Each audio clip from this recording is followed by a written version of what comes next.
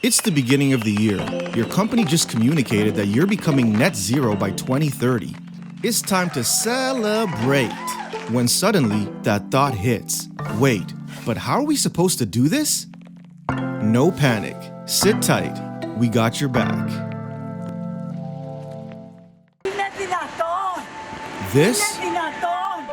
This, and this are no news to many of us. We live in a climate crisis where rising only 3 degrees Celsius will be catastrophic to the planet. So people are fairly demanding companies and governments to act upon it. That's why today, about half of the largest companies have committed to reduce their emissions. Yet, some companies' emissions reporting still looks like this. Hello! Oh, hey there. Hi, Pikla. Can you explain to us why some companies have a hard time measuring emissions? Because it's quite difficult to measure. 80% of emissions in companies come from their supply chain. This means that the amount of emissions companies must calculate is enormous. But first, let's explain the different types of emissions. Scope 1 emissions are all the emissions that a company produces, like a manufacturing plant or company vehicles. Scope 2 emissions come from all types of energy consumption. Let's say office heating or the energy used when producing a product. Now, Scope 3 emissions are absolutely everything else. We're talking about purchased goods and services, business travel, and waste management, to name only a few. This makes measuring Scope 3 emissions both super important, but also very, very difficult, as the data is extremely broad and scattered in many places. Makes sense. But why aren't companies advanced yet? Because companies are still figuring out how to do it. Although 51% of companies have commitments to reduce emissions, only a few, around 21%, have a clear plan on how to get there. Thanks for the great explanation, Pikla. Then how can companies best calculate their Scope 3 emissions? Hello! Welcome, Shreya. Would you take it from here? Of course. To start with, you need a roadmap. In general, the journey to Scope 3 emissions looks something like this. Before starting the whole process, we'd advise ensuring you have one important aspect that companies often forget: sustainability ownership. Meaning, someone in your team leading the projects and making sure reaching targets actually happens. The next step would be calculate your baseline, so basically, how much your emissions are, followed by identifying hotspots. So which suppliers or categories you should be focusing on. Now let's go all hands in and start collecting more precise supplier emissions.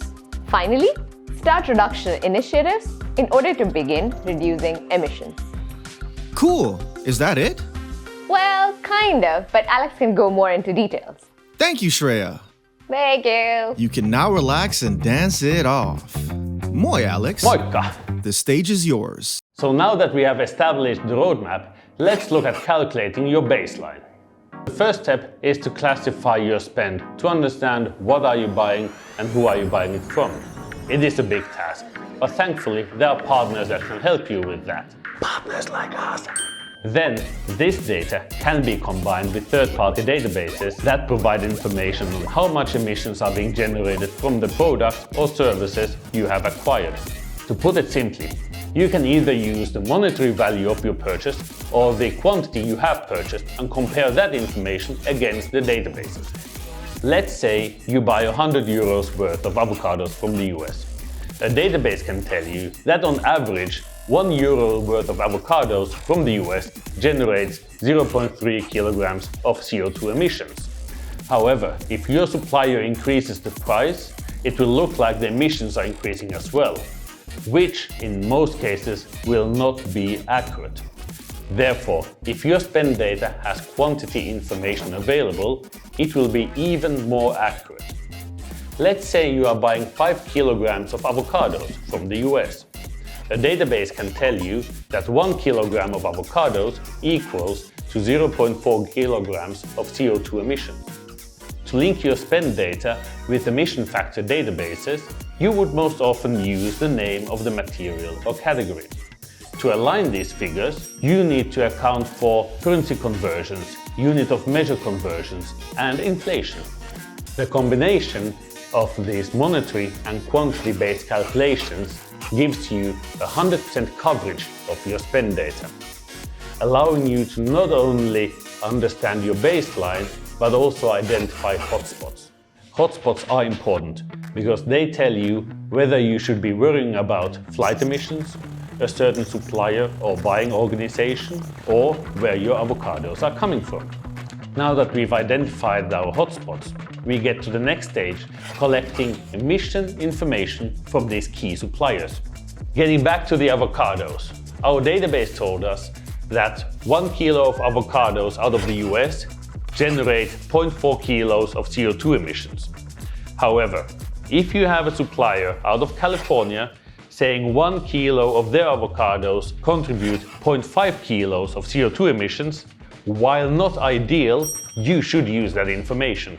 For the time being, we still need to rely heavily on emission databases. The truth is, you have tens of thousands of suppliers who don't always have the emission data available to be shared with you. This is a hybrid model, adopted by most of the leading companies worldwide. Whew, that was long but insightful. You like that? Yes, you rocked it. Now, do companies have to map all this out by themselves? I'm glad you asked. What's up, Ville? Hi. Some companies do go with DIY or consultancies as their options. They may use Excel to try and combine spend data with emission factors, or they might rely on a consultancy to do a one-off analysis of their data. Yet these options naturally have their flaws in requiring a lot of resources, knowledge, while also not showing progress over time. But we have good news. There is a way to automate this via software companies. Specialized solutions can take care of the entire process, so you don't have to, while also giving you ongoing updates. So here are the must-haves that a software tool should have in order to give you advanced understanding of your Scope 3 emissions. Monthly or quarterly refreshes are needed in order to be able to make decisions based on the data. The spend data needs to be taken directly from the ERPs automatically with a good coverage instead of uploading Excel files. The process needs to be accepted by various standards and verified. And the mapping process of emissions, of course, needs to be automated, so you don't have to use time on calculations. All functions need to be able to collaborate together with unlimited users, finally ending up in beautiful, user-friendly analytics that you can look at all day. Nice. Any final comments? Just remember, even if you get a good tool with features like these, your emissions won't magically decrease. Starting reductions initiatives and finally reducing the emissions is up to you. Whether you choose to do it yourself or partner with a software company, you really must start now. The climate has already changed. We see it affecting every day the ones with less privileges in the world. Yet the climate crisis will end up touching us all. Individuals are acting, but they can't fight this alone.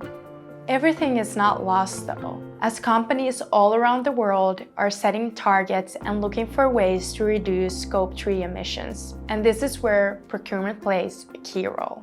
And now you know how. Create an efficient roadmap. Understand where emissions come from. Decide your key partner in this journey and start measuring and cutting emissions. So, what are we waiting for? The time to act and make an impact is now.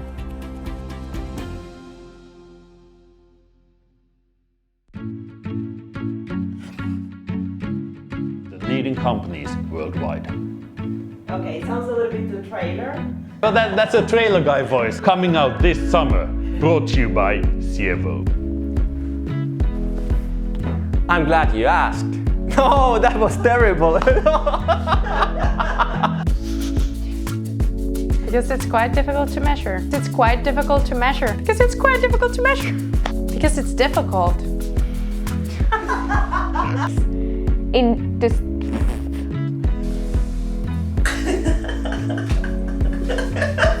I feel so stupid. That's exactly, you see why I was... Dos, tres. Y no está prendido. Dos, tres.